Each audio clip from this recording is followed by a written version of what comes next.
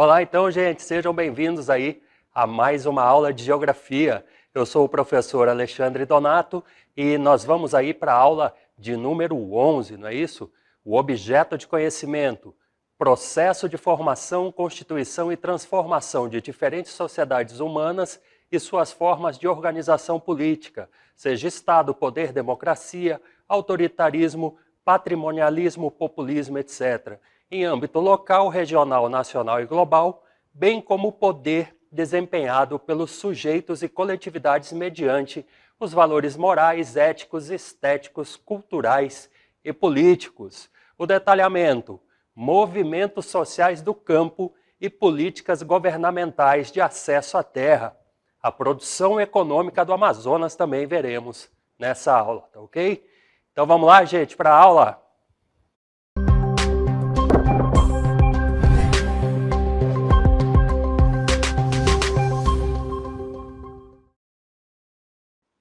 Então, gente, vamos começar por aqui. O que são os movimentos sociais do campo? Os movimentos sociais do campo são aqueles que envolvem o campesinato, isto é, os trabalhadores rurais, conforme nós estamos vendo aqui atrás de mim, né? Os trabalhadores rurais ali com as suas ferramentas características aqui em algum protesto, tá bom? Quais são as suas principais reivindicações, né? Quais são as principais reivindicações, o que mais almejam os movimentos sociais do campo? Reforma agrária, melhoria das condições de trabalho e o combate ao processo de substituição do homem pela máquina no meio agropecuário, que foi justamente aquilo que a gente sempre vê na geografia que causou o êxodo rural, não é isso? Vamos dar continuidade aqui, então, falando um pouco mais sobre os movimentos sociais do campo, né? Como que eles se constituíram. Então, vamos lá, gente. Os movimentos sociais do campo constituíram-se historicamente a partir de duas principais frentes. Quais foram essas frentes? As ligas camponesas, entre as décadas de 40 e 60, e o movimento dos trabalhadores rurais sem terra, criado na década de 80. Observem que essas datas são importantes e fazem referência aí com períodos militares, digamos assim, né? São eras militares ou ditatoriais, como dizem alguns dos autores. Lá em 1945, nós tivemos o fim da Era Vargas e aqui na década de 80, em 1985, nós tivemos o fim de um período de governos militares que durou até março de 1985. Então, aqui no primeiro momento, em 1945, se formaram as ligas camponesas. Isso teve uma pausa durante a era militar, dos governos militares, que durou até 1985, e a partir daí foi fundado o MST. Vamos ver um pouquinho mais sobre as ligas camponesas. Surgiram após o final da ditadura militar do governo Vargas, né, a famosa Era Vargas, que durou de 1930 a 1945, e elas foram orientadas, sua criação foi orientada, enfim, pelo PCB, que era o Partido Comunista Brasileiro à época. Na década de 1950, lá, depois da formação das ligas camponesas, essas ligas conseguiram uma integração que envolveu quase a totalidade do Brasil, ou seja, teve várias sucursais regionais, né, em diferentes estados, em diferentes localidades. Ocorreu, então, que as ligas conseguiram uma abrangência quase que total no território nacional e foi o período de melhor atuação, de maior sucesso das ligas camponesas. Então, vamos mais adiante aqui para vermos mais alguns dados. As ligas camponesas regionais foram essas que atingiram uma grande abrangência na década de 50 e no início dos governos militares em 1964, que foi acabar depois em 1985, nós tivemos o fim das ligas camponesas. Aí nós tivemos essa parada, né, essa pausa nesses movimentos pela terra, e aí depois, com a proximidade do final dos governos militares, que durou de 1964 a 85, nós temos aí a volta dos movimentos institucionalizados, dessa vez com o movimento dos trabalhadores rurais sem terra, né? Então nós vamos ver aqui algumas coisas sobre o MST. Ele foi fundado lá em 1984, lá no Rio Grande do Sul, na verdade no Paraná, não é isso?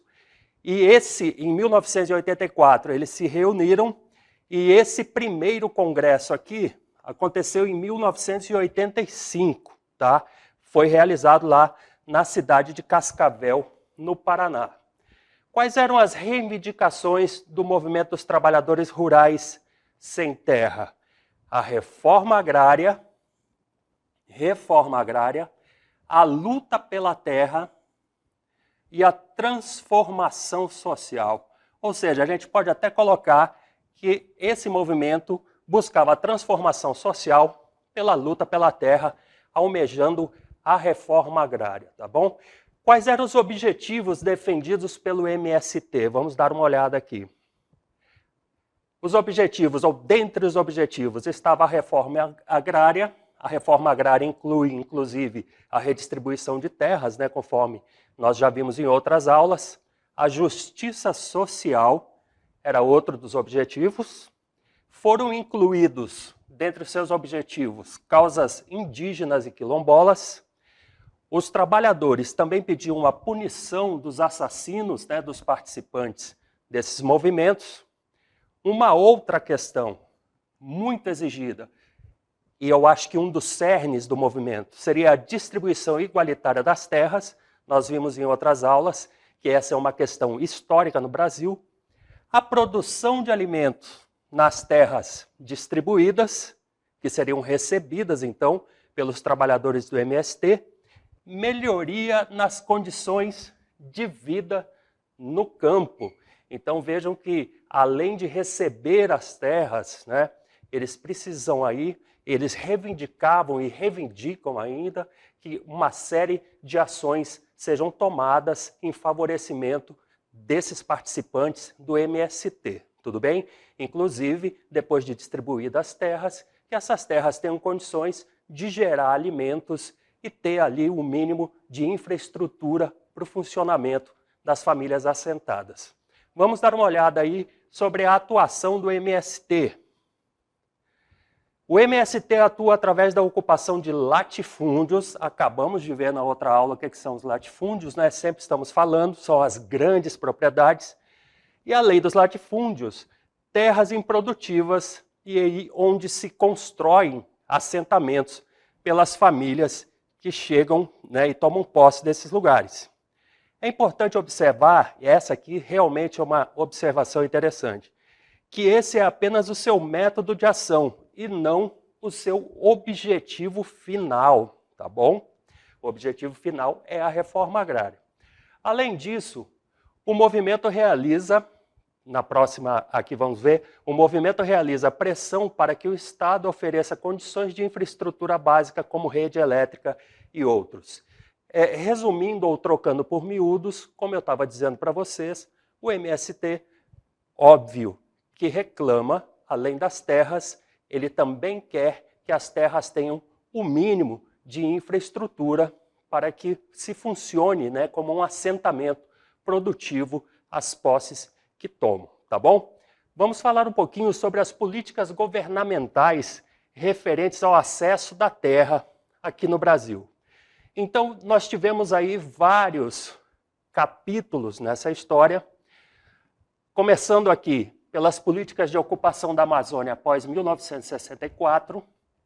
Vocês devem se lembrar de outras aulas, que a essa época nós tínhamos inclusive um lema aqui no Brasil, que era integrar para não entregar.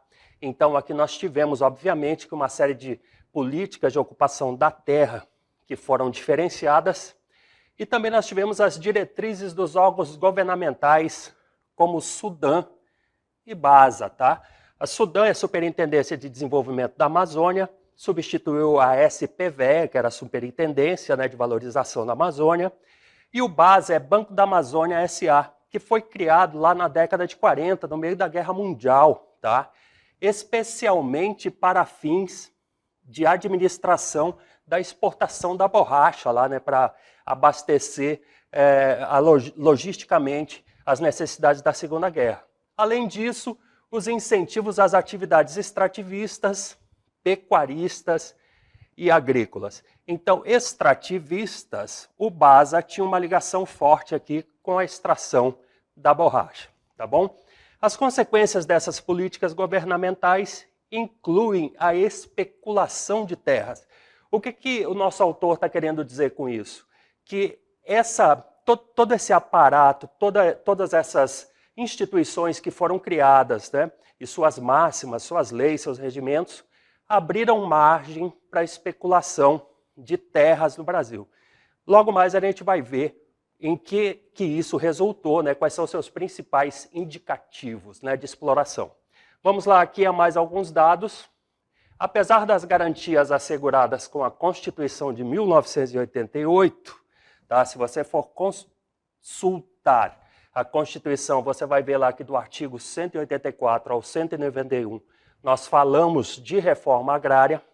Apesar disso, faltam políticas governamentais que garantam o direito à terra.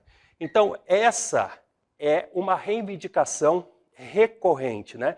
Mesmo com todo o aparato legal, aí, com Constituição e com outras questões mais, com leis que dizem respeito a diferentes regiões, nós esbarramos aí nessa questão de que parece não ser suficiente as leis, apesar de existirem, para que se contemple uma reforma agrária justa no Brasil.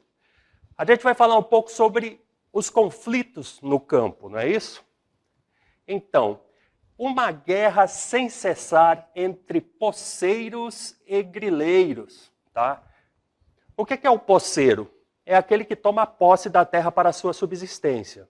Então, lá na época onde se fizeram aquelas políticas para a distribuição de terra, numa tentativa de contemplar a reforma agrária, né, vários poceiros receberam a guerra. Lá na década de 60, nós tínhamos outro lema, que era aquele terra sem homens para homens sem terra, aquela questão toda da Transamazônica, que não deu muito certo, né? Mas, enfim, as pessoas que recebiam a terra tomavam posse, mas não tinham a devida documentação. Aí apareceu a figura do grileiro. O que é o grileiro? É aquele camarada que invade ou reclama para si a terra do poceiro, com base na falsificação de títulos. E aqui tem um detalhe interessante.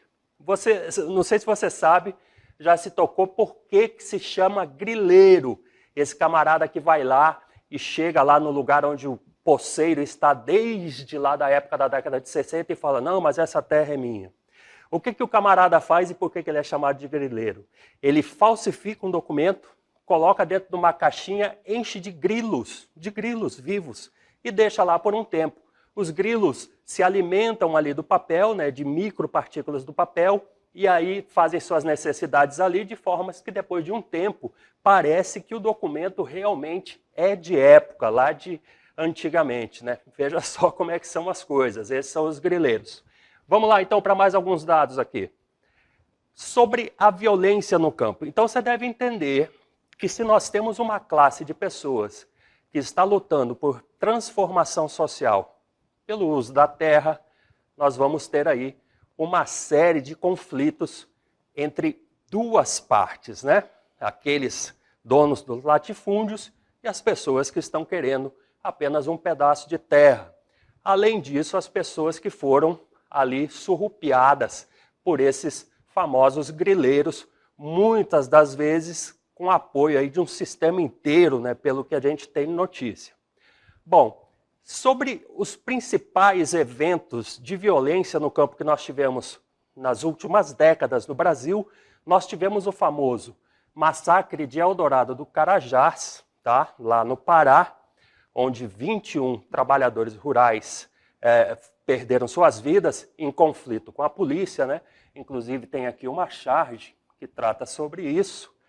Isso aconteceu em 1996 e nós tivemos depois, mais recentemente, já depois dos anos 2000, em 2005, o assassinato da freira norte-americana Dorothy Stang, que era chamado lá, ela era chamada carinhosamente de Dottie, né, entre os trabalhadores rurais também lá no Pará, ok? Então, a freira Dorothy Stenger veio para o Brasil lá na década de 60, ela se naturalizou brasileira e desde a década de 70 trabalhava com os produtores rurais lá na região do Pará. E aí não acaba por aqui, tá? Inúmeros outros assassinatos acontecem, inclusive nesses dias, tá? É muito provável que nessa semana aconteça, infelizmente, algum tipo aí de problema no campo. Tudo bem? Agora a gente vai dar uma mudada no assunto. Vamos falar um pouco sobre a produção econômica no Amazonas, tá bom? Começando aqui por alguns dados. As principais atividades econômicas praticadas no Amazonas são indústria, nós sabemos, né? Aqui em Manaus nós temos um grande parque industrial, comércio, o comércio é rico, obviamente, está aqui ao redor das atividades industriais, prestação de serviço, a prestação de serviço vem aí no mesmo nado, né, que a indústria e que o comércio, e além disso, né, em que áreas que se pratica das áreas da atividade econômica, nos setores primário, secundário e terciário, nós temos aí atividades de extrativismo, tanto vegetal quanto mineral e animal. Nós temos agricultura e pecuária e temos também o ecoturismo, né? Afinal, nós estamos aí num dos palcos da ecologia mundial, a Amazônia Internacional.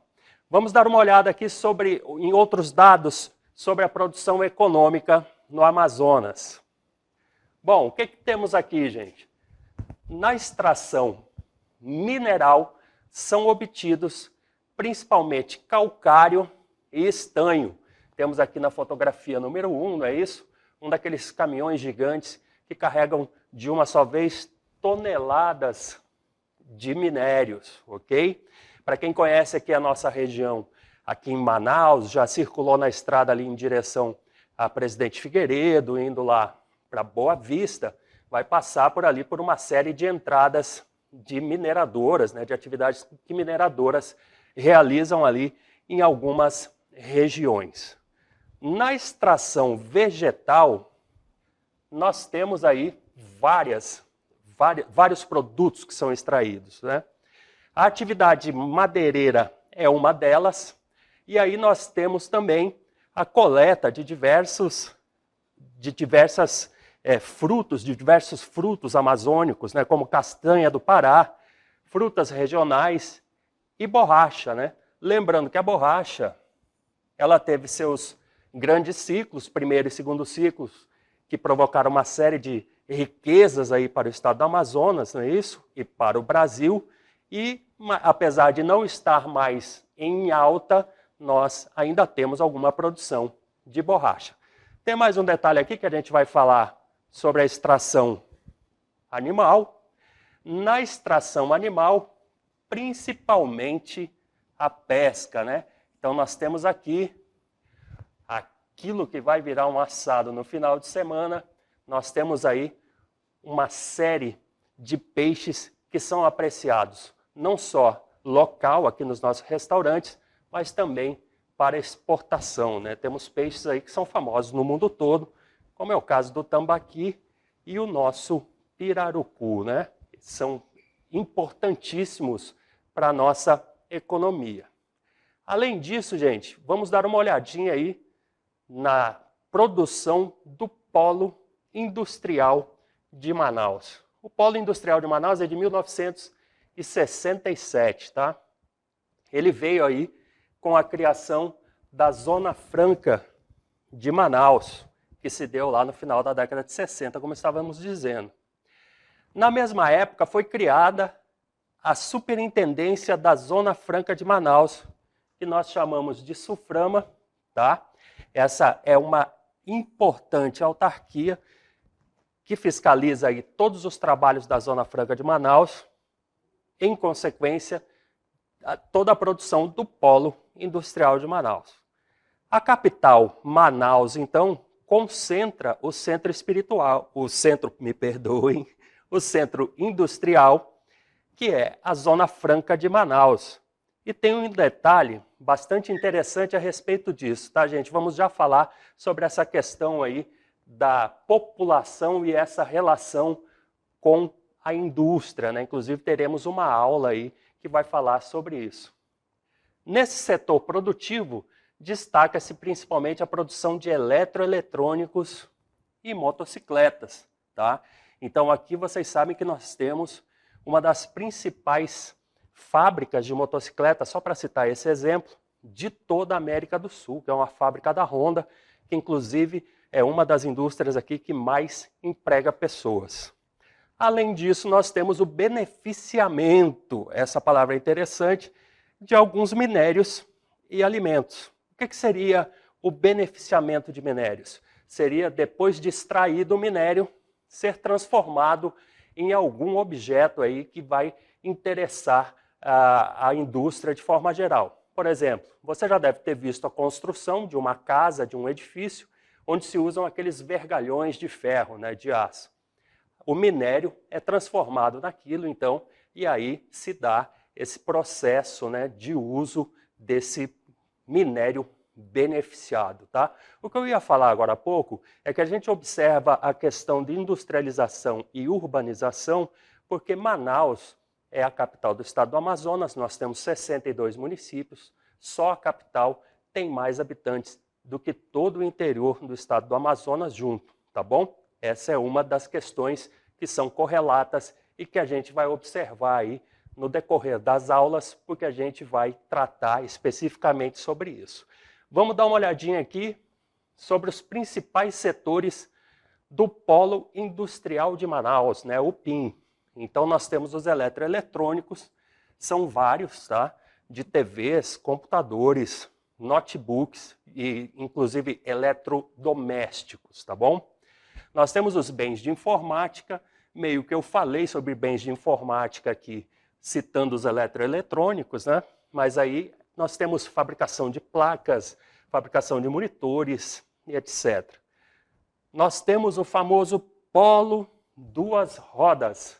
O polo duas rodas é esse justamente das motocicletas, tá? E é de grande destaque no estado do Amazonas. Contribui em muito para o seu produto interno bruto e aí também tem uma projeção internacional, tá? Nós temos aqui também várias fábricas, indústrias que trabalham com químicos. Isso também é importante aí para várias das atividades, tanto do meio industrial quanto do meio doméstico, né? Uma vez que nós utilizamos lá uma água sanitária, utilizamos alguns outros produtos lá para lavar a nossa casa, está incluído aqui em químicos. Nós temos os termoplásticos. Observa aí, se você olhar ao seu redor, muito provavelmente uma caixa de som ou uma televisão ou algum outro, o computador, o próprio computador, deve ter aí um formato plástico, né, que foi moldado aí a partir de temperatura.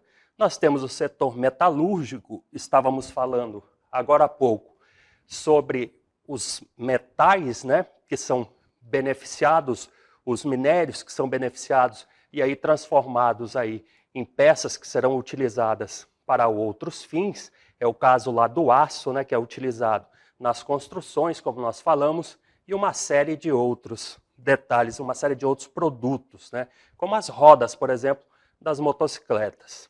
Nós também temos uma indústria de descartáveis que é bastante rica aqui na região, e o polo relojoeiro, né? Esse polo relojoeiro é bem conhecido, inclusive tem pessoas que se deslocam de outros lugares do Brasil para vir aqui comprar relógios aqui na loja da fábrica, né? Para levar aí para suas cidades e revender, porque comprar, lógico, da fábrica sai muito mais barato, tá? Então nós temos uma série de marcas de relógios, famosos inclusive, que são produzidos ou montados aqui na Zona Franca de Manaus. Tudo bem? Vamos dar mais uma olhadinha aqui na questão agropecuária. A atividade agropecuária no Amazonas. Na agricultura são produzidos, entre outros, arroz, banana, abacaxi, laranja e mandioca. De forma geral, mandioca é produzido em vários lugares aqui do estado do Amazonas, tá?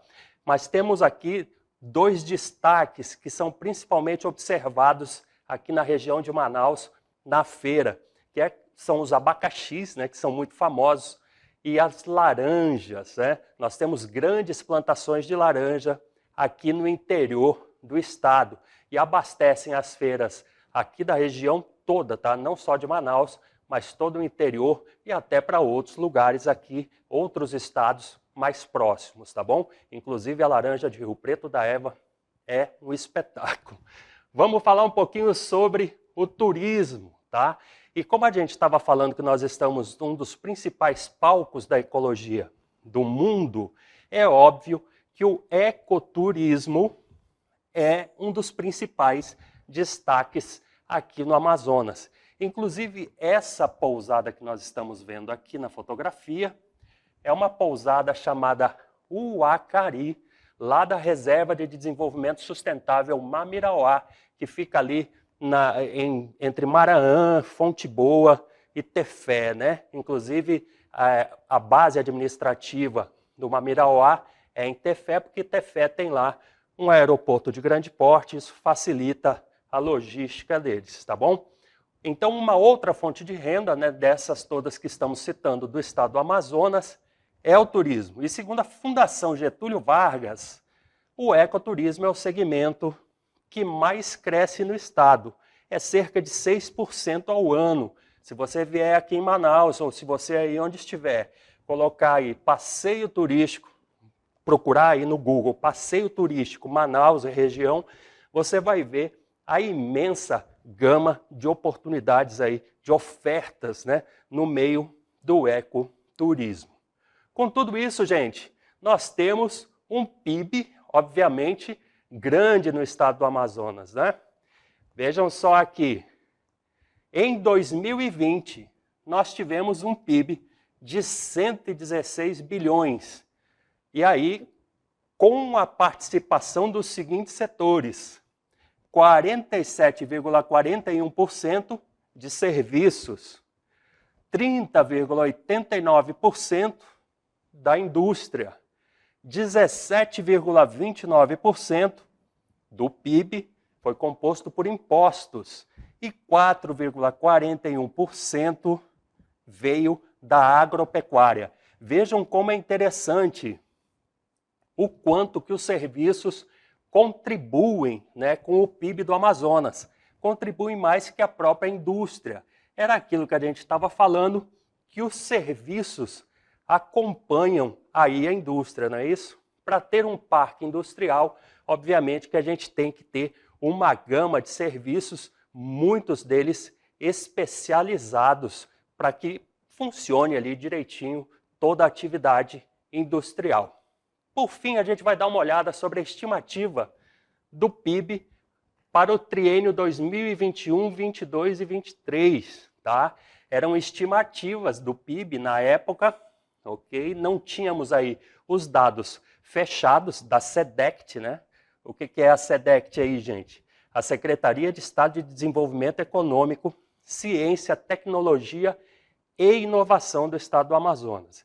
Então, em 2021, o PIB foi de 127,9 bilhões, era a estimativa. Em 2022, a estimativa era de 135 bilhões. Observem só que nós tivemos alta, né? Saldo positivo. E as estimativas lá para o triênio, para 2023, era de 141,2 bilhões. Se você consultar aí dados fechados, você vai ver que o PIB, sem desconto nenhum, o PIB bruto, chegou aí próximo dos 160 bilhões de reais do estado do Amazonas. Tudo bem? Então aqui nós vimos alguns dados aí sobre movimentos sociais de terra e sobre a economia do Amazonas. Espero que tenham gostado. A aula fica por aqui. Até a próxima.